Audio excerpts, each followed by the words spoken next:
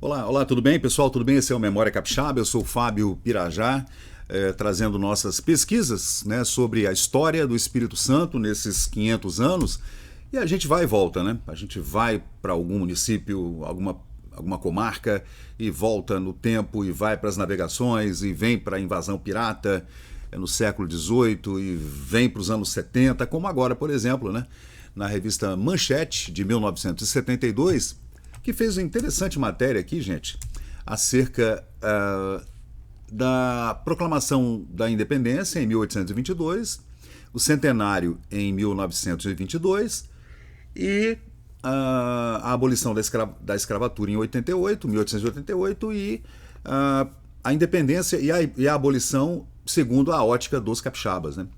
Interessante essa matéria, talvez seja uma matéria paga, né, em 1972 na revista Manchete, é provável que seja, né?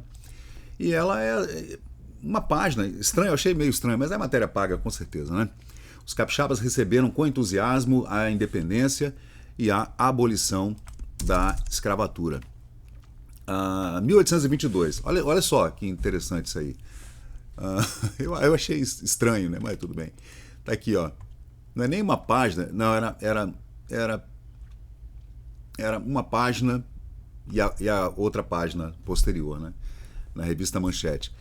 Aí a gente vê aqui, os acontecimentos que apressaram a separação do Brasil repercutiram no Espírito Santo sem maiores consequências. Você vê, o Espírito Santo, Vitória, né, nessa época, em 1822, era uma pequena província, com pouco mais de 20 mil habitantes em toda a região, né? E sei lá, né? Realmente as notícias não circulavam com velocidade, era muito devagar. E até a notícia chegar aqui demorou. A gente tem aqui uma transcrição dos jornais que eu fiz aqui em 2018 sobre a proclamação da independência em Vitória, que repercutiu nos jornais O Espelho do Rio de Janeiro e Gazeta do Rio de Janeiro. Aí tem aquela coisa muito ufana, né? Que o Brasil estava vivendo nessa época. Agradecendo a Dom Pedro I por não ter voltado para a Europa no dia do Fico e depois ter feito a proclamação, a imperatriz, né, claro, né, Leopoldina.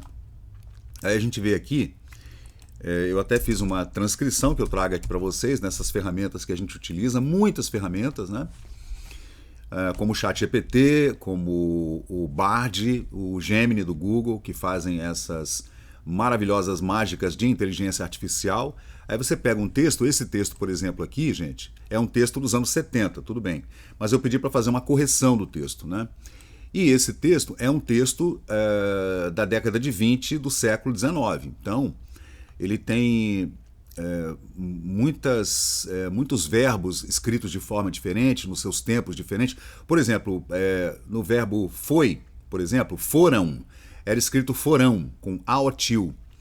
Então, na hora de ler, a gente tem muita dificuldade. Por exemplo, usava-se muito S ao invés de Z, por exemplo, em colonização, usava-se S, né?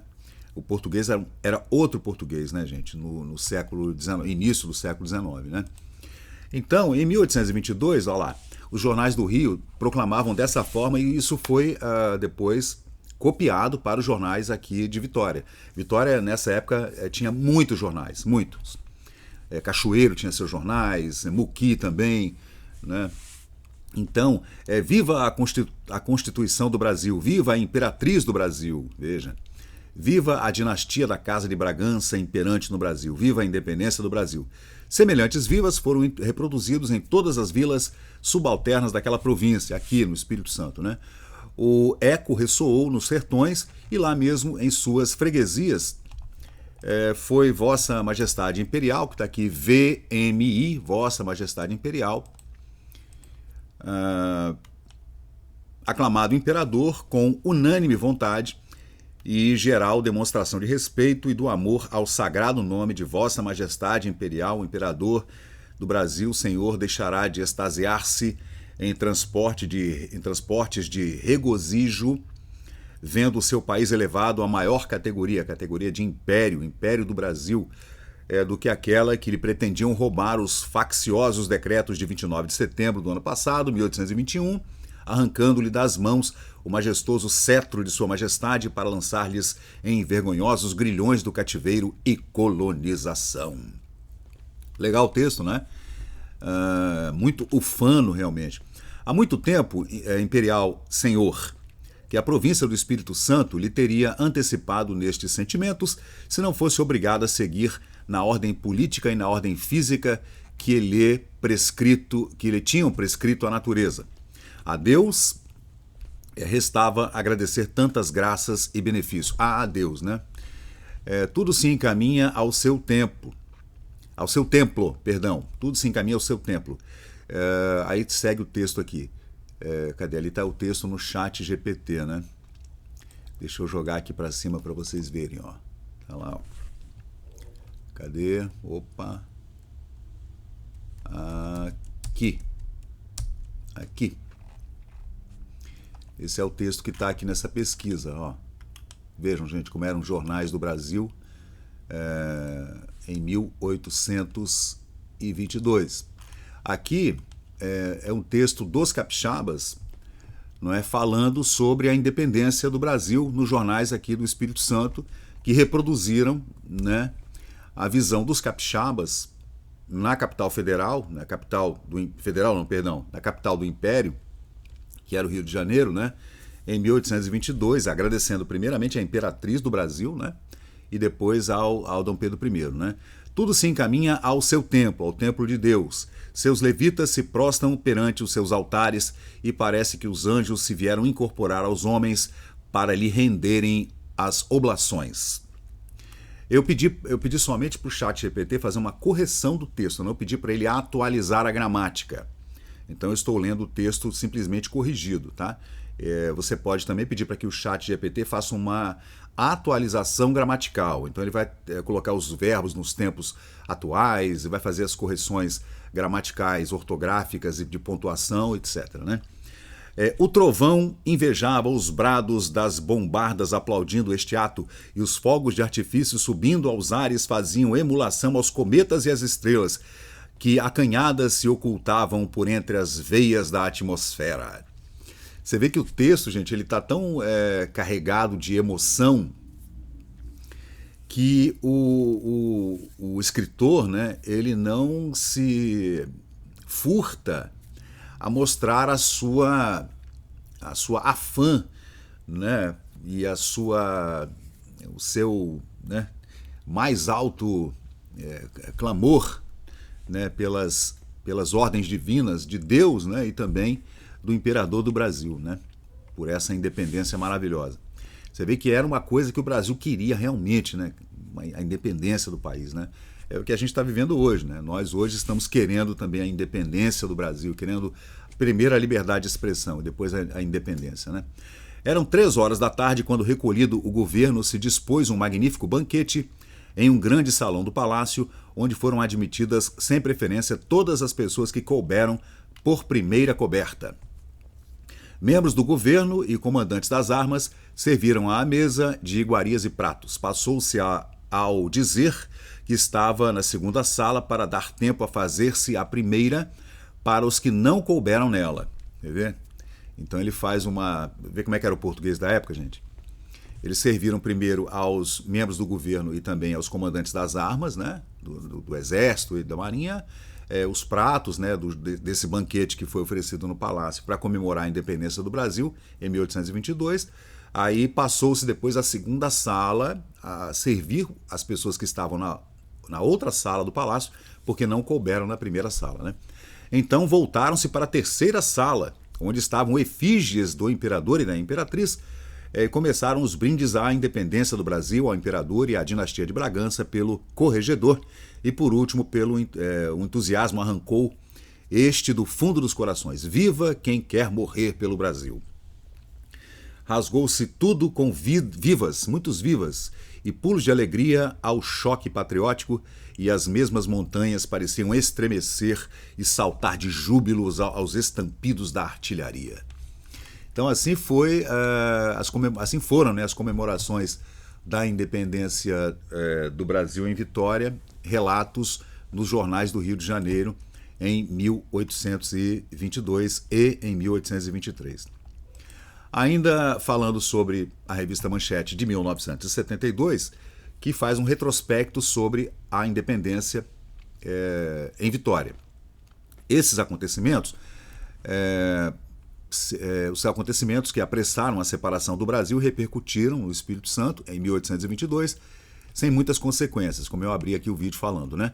A junta governativa não escondia seu favorecimento à independência. Havia uma junta que comandava a província do Espírito Santo, cumprindo as ordens enviadas do Rio de Janeiro, incluindo as que mandavam desobedecer às instruções expedidas por Lisboa de cessar as relações mercantis com a Bahia, em poder das forças lusitanas do general Madeira. Então, Portugal já havia enviado para Salvador, em todo o litoral baiano, né, o general Madeira, com muitas naus, né, para proteger o estado, a província da Bahia, com ordens de Lisboa, né?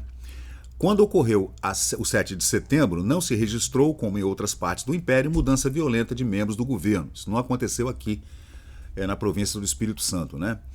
Adepta da nova ordem política que se afirmava, a junta governativa da província do Espírito Santo promoveu a manifestação pública de regozijo pelo acontecimento. Em 1º de outubro de 1822, realizou-se então uma sessão especial da junta para o reconhecimento da independência e também a aceitação dos laços verde e amarelo. A proclamação, em ato solene, ficou marcada para o dia 12 de outubro, com Dom Pedro, né, na condição de imperador. Nesse dia, em meio a grandes demonstrações de entusiasmo público, o povo foi para a rua, né, fez manifestações, desfiles e muita festa, né, foi lido o juramento de fidelidade da província do Espírito Santo à Sua Majestade e ao Império do Brasil. Todas as câmaras do interior tomaram a mesma atitude, com exceção da Câmara de São Mateus. Vejam, vamos entender isso aí, né? São Mateus era um porto muito importante que tinha muita proximidade com a Bahia, que mantinha seus laços com os portugueses revolucionários da Bahia. Veja, uma pequena força militar foi enviada a São Mateus com a ajuda do destacamento de Caravelas, na Bahia, litoral baiano, pertinho ali de Itaúnas, ali um pouquinho acima, para fazer a vila integrar-se ao novo sistema que começava. Não encontrou dificuldades e a notificação da defecção da vila não era exata. Então houve ali um período em que as notícias não estavam chegando, né, à Vitória. Então havia uma notícia de que ainda as tropas estavam chegando até São Mateus, mas que São Mateus ainda não havia se entregue, né, às tropas da província do Espírito Santo e aderido a comarca de São Mateus, aderido à independência do Brasil. Em 22 de janeiro de 1823, São Mateus celebrava sua incorporação ao resto do país. Pronto, pacificou, ficou tudo certo. Passava a servir de cabeça de ponte para as operações que se projetavam visando apressar a expulsão das forças de Madeira de Melo, situadas na Bahia, mas recusando-se a mandar representantes ao governo revolucionário de Cachoeiro, por considerar-se parte integrante do Espírito Santo e não da Bahia. Então você vê que houve ainda no ano de 1823 alguma resistência, né, em São Mateus, porque São Mateus estava mais para a Bahia do que para a Vitória, né? Então, a essa altura já circulavam boatos de que a agitação republicana havia chegado à província. Você vê que as pessoas estavam ali lutando contra a permanência de forças portuguesas no Brasil, né? Mas havia, claro, uma força antagônica ao Império do Brasil também, ao Dom Pedro I. Eram forças republicanas. Então, em 1823, 22, 23, já havia uma agitação muito forte com relação a que se implantasse no Brasil uma república e não que fosse feito como foi, né, um império. Mas o povo queria o imperador Dom Pedro I e assim foi feito, né? Aí segue. A junta que comandava a província do Espírito Santo, a junta governativa, mandou realizar devassas costumeiras em Benevente, né, em Anchieta, né, lá no Iriritiba, e no Espírito Santo, que é a vila do Espírito Santo, que é a Vila Velha, né? Mas nada foi apurado. A situação econômica da província, como consequência imediata de toda a alteração política que sacudia o Brasil, começava a criar preocupações. Você vê que houve nesse meio tempo uma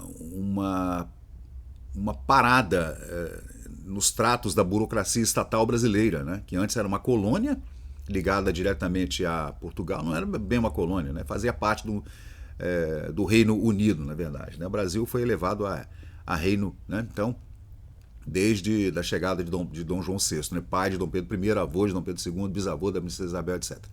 Então, nesse meio tempo, aquela burocracia estatal que fazia recolhimento de impostos e tudo, aquilo ali meio que deu uma parada, porque ficou aquela coisa, né? Não é mais o reino do Brasil, o Reino Unido, não é mais Portugal que manda, também não é Império do Brasil, e ficou tudo assim meio em suspenso nesse período, né? Posso imaginar a confusão que deve ter acontecido aqui, tanto para o recolhimento de impostos e alfândegas e navios que entravam o tempo inteiro aqui na Bahia, deve ter sido uma confusão mesmo, terrível. A situação econômica do Espírito Santo, da província, em 1823, era preocupante. Em fevereiro desse ano, a junta traçou um quadro econômico apavorante. Havia uma seca há 3 anos registrada na província, aqui, né? Junto com a inquietação reinante e a mobilização de braços para os serviços militares, provocara a quase extinção da agricultura. Vê? Então houve a necessidade de se reforçar as forças armadas, né? Especialmente aqui na Piratininga, e nos fortins e fortes, né, que defendiam tanto a Baía de Vitória quanto o litoral, tanto subindo para São Mateus quanto descendo para o Itabapuana. Então, houve também a necessidade de se tirar pessoas do campo para trazê-las para essas forças armadas, né? Então houve problema. E também falta de água e perda de substância dos rios era muito sensível por conta da seca de 1823. As rendas públicas tinham caído assustadoramente, o que acarretava dificuldades até para as despesas rotineiras da província do Espírito Santo, né? Um relatório da época mostra bem qual era a situação. Abre aspas. Não poucas vezes se tem levado aos pés do trono que as rendas desta província não avançam a mais de 15 contos de réis e a despesa ordinária exige mais de 60 contos. Então a província já estava em déficit há muito tempo. E o trono brasileiro já sabia disso, né? As rendas de campos, por exemplo, lá nos Goitacazes, que faziam a maior soma da receita, foram desmembradas daqui no ano de 1821. Então houve um desmembramento, né, quando se aumentou o número de tropas. Essas tropas é que faziam a arrecadação de impostos, né, gente? Era assim, infelizmente. O Estado é desse jeito. Ele vem de forma piramidal, né, e cobrando impostos através de suas burocracias estatais. Um inferno. Até hoje é assim, né? Aliás, hoje é muito pior, talvez, né? Antes o Brasil era muito mais liberal do que é hoje.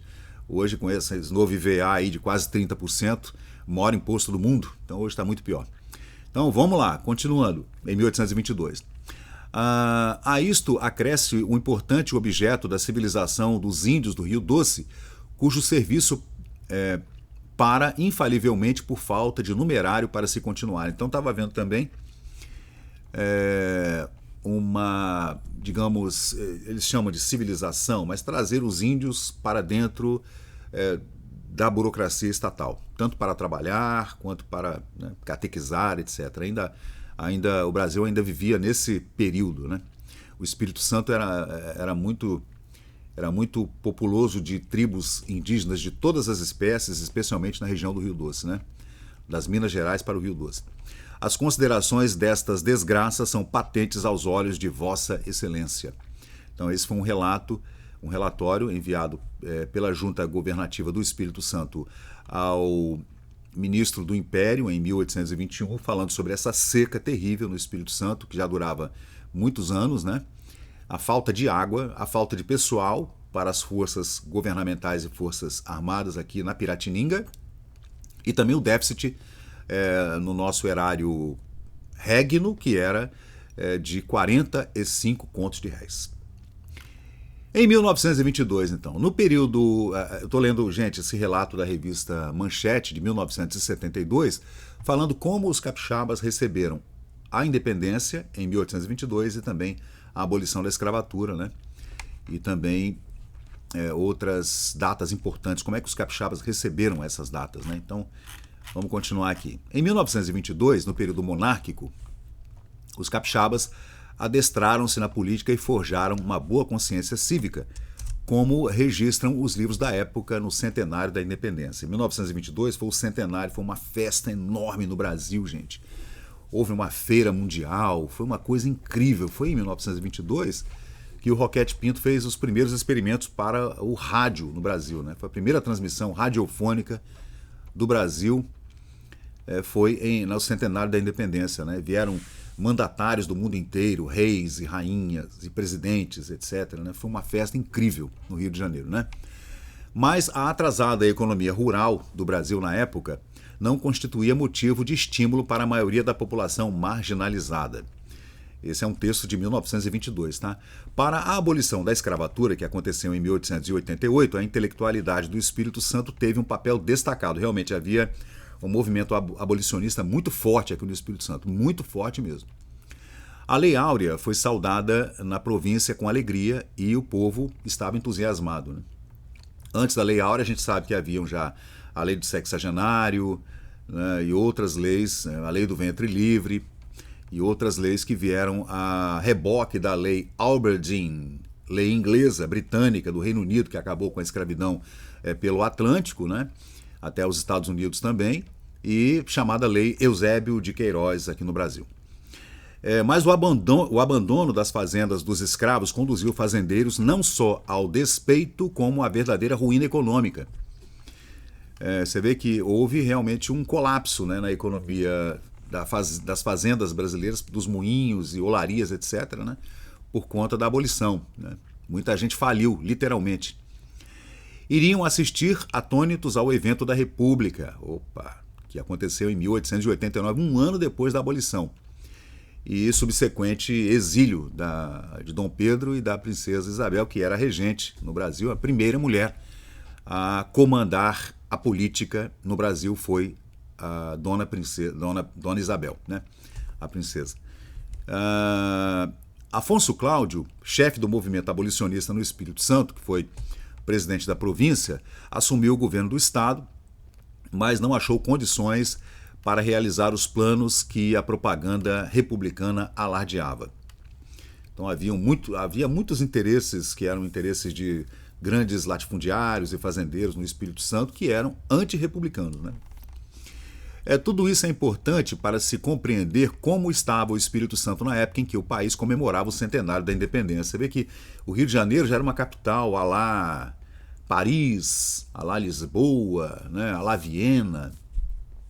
Era muito cosmopolita, apesar de ainda manter alguns costumes daquela época colonial, né, mas o Rio de Janeiro era uma capital linda, extraordinária em 1922. Por isso que o Rio de Janeiro virou a cidade maravilhosa, porque os visitantes faziam relatos incríveis sobre a Baía de Guanabara, como era lindo, né? Até hoje, né? E nesse período houve realmente muitos obstáculos, né? Para que um movimento republicano, do Partido Republicano, por exemplo, no Espírito Santo, pudesse fazer algum confronto político, né? Contra esses fazendeiros que eram muito ricos, riquíssimos, né? E que eram pró-império ainda, né? Então, o Espírito Santo esbarrou no obstáculo das finanças estaduais, que estavam exauridas já nessa época, né? Muita inflação, né? E as rendas públicas estavam muito diminuídas. O déficit já vinha de antes, né? Os políticos remanescentes dos antigos partidos do Império reagruparam-se e elegeram o Barão de Monjardim para o Congresso em 1891. Então nós tivemos uma outra junta governativa logo após a proclamação da República, né?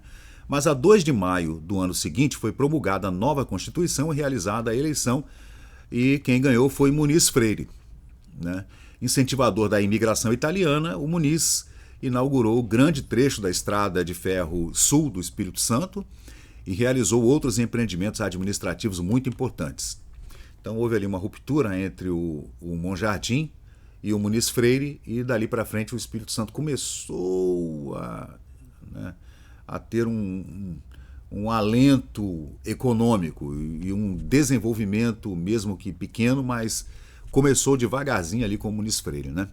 Crescia ao mesmo tempo a exportação do café, as imigrações, né, de italianos, alemães e etc., pomeranos e suíços, né, permitindo a arrecadação expressiva, eliminando o verdadeiro peso morto que o Estado até então representava para a nação. Olha o texto. Quem escreveu esse texto na revista Manchete de 72 é um liberal. É um liberal clássico, né, assim como eu, né, graças a Deus. Um ANCAP, na verdade, né, um libertário.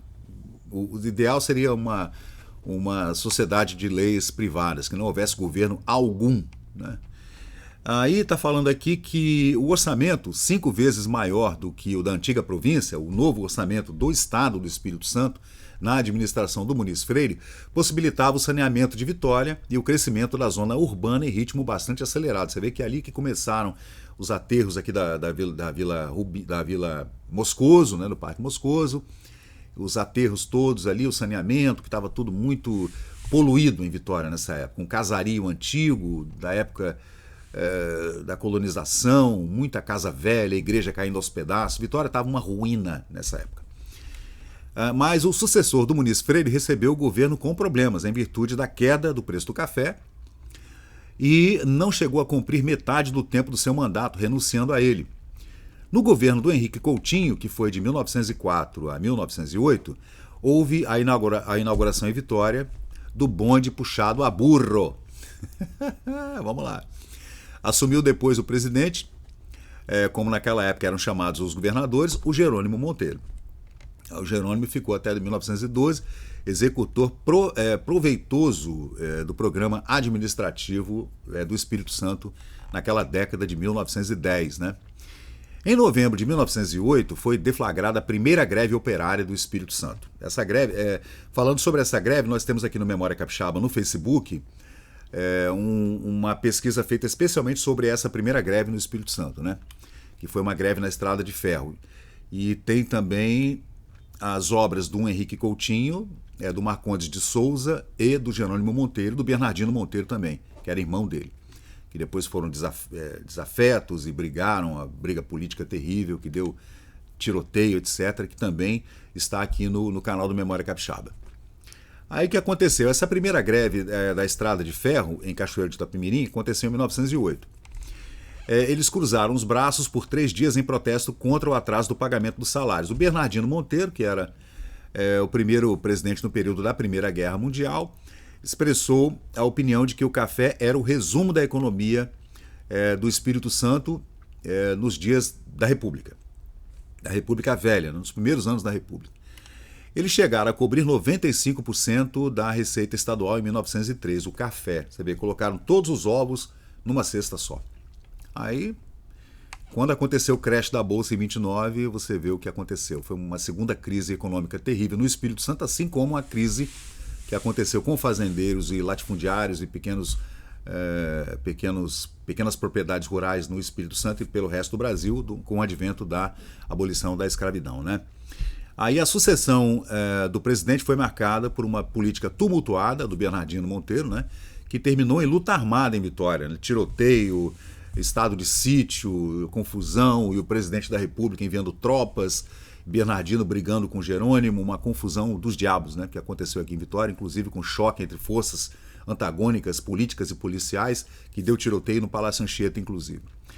Pela época das comemorações do centenário da independência, o alto preço do café permitiu que se tivessem governos de boas realizações administrativas. Então, por conta do café, que Vitória construiu o Parque Moscoso, fez os aterros de todo a Lapa do Mangal, aqui na região do centro da cidade, fez também o aterro da Praça da Independência, em 1918 até 1921, mais ou menos, para as comemorações da Independência em 1922. Ali havia uma prainha, onde está hoje o Teatro Carlos Gomes, gente.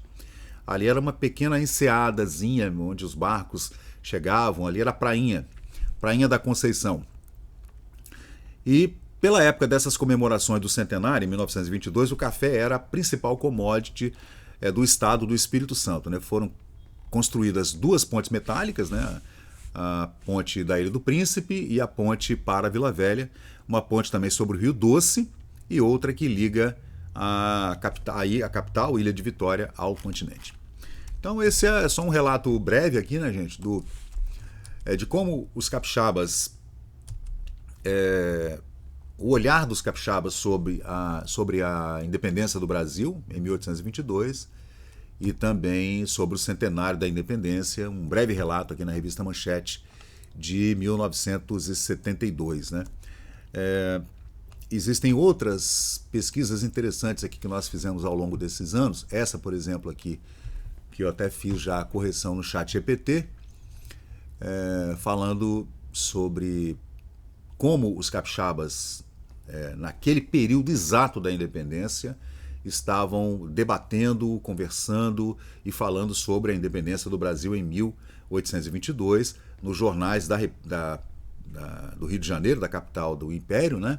Nesse mesmo ano. Os jornais são O Espelho, do Rio de Janeiro, e Gazeta do Rio de Janeiro, de 1822 e 1823. Esses jornais estão todos lá na Biblioteca Nacional, onde eu faço minhas pesquisas, né? E aqui está o relato que eu consegui extrair ali de um desses jornais do Império nessa época aí. Então, gente, esse é o Memória Capixaba, né? Eu sou o Fábio Pirajá, esse é um entusiasta aqui da história do Espírito Santo e do Brasil, da nossa geografia, do nosso povo, da nossa topografia. Então é uma coisa que a gente ama fazer, né? E que a gente vai continuar fazendo aqui, contando com o seu apoio, né? Se você puder nos apoiar, a gente vai ficar muito feliz em continuar esse trabalho, que é um trabalho voluntário, cuidadoso, né? E maravilhoso. Valeu, gente. Obrigado. Até a próxima. E chegamos ao final de mais um vídeo aqui do Memória Capixaba. E se você curtiu o conteúdo, por favor, deixe seu like, compartilhe aqui o nosso canal e inscreva-se para mais novidades. Até a próxima e muito obrigado por participar aqui do Memória Capixaba.